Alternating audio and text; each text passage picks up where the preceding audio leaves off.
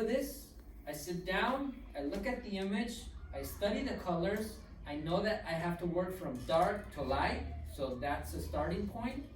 First, I'll solve the dark colors. Okay, from the dark colors, which is the darkest area? This area.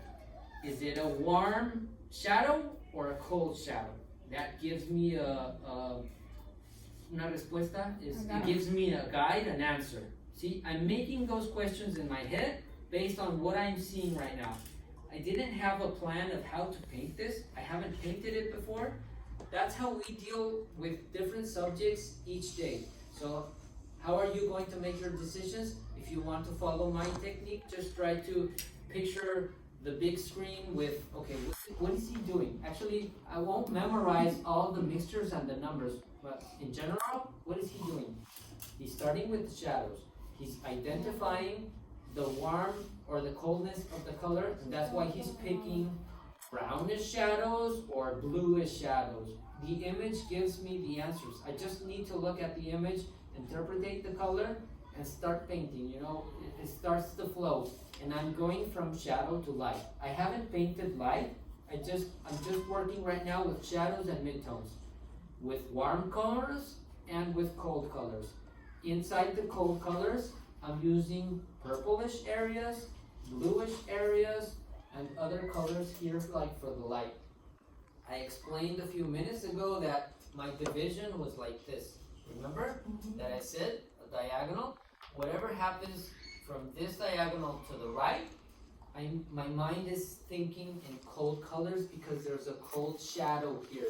It's not receiving direct light. The direct light that comes from the window that's on the left illuminates part of the body, and whatever the direct light, this is just understanding. I took the photo, but even though if I didn't take the photo, I can look at the image and realize that that's what's happening there.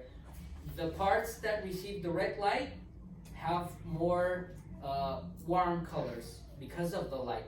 But whatever happens inside the shadow, because of the environment where the picture was taken, the walls were gray, there were like certain elements with blue, so all that light contaminates the area and gives you cold colors. So my mind is thinking, okay, are you painting direct light here or rebounced, or como se dirá, luz reflejada, reflected light?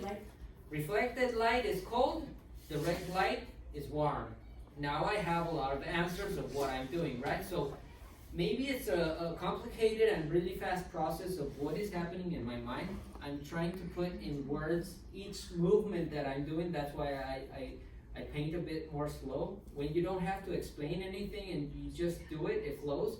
But when you have to put in words each decision, each movement, well, you work slower, but I think I need to do that so that you guys understand everything that's going in my mind and why do I pick certain colors. Reflected light is cold or warm? It's cold.